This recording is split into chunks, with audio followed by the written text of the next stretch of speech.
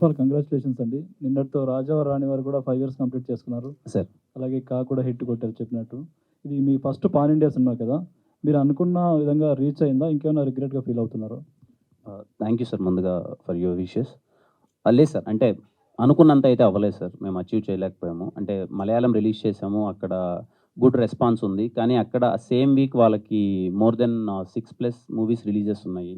So, కొంచెం అనుకున్న విధానంగా అయితే అవ్వలేదని అనుకుంటున్నాను. But it's a very good response. చూసిన వాళ్ళందరూ చాలా బాగుందన్నారు, అదన్నారు.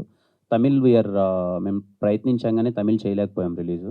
And Hindi there is a discussion. ఒక పెద్ద అసోసియేషన్ 'పుష్ప' రిలీజ్ అయిపోయిన తర్వాత we're aiming for Christmas release. వాళ్ళకి సినిమా చాలా బాగా నచ్చింది. క్రిస్మస్‌కి ఏమన్నా ప్లాన్ చేద్దామని చూస్తున్నారు. ఐయామ్ నాట్ షూర్ అది ఎలా ఎండ్ అప్ అవుతదని.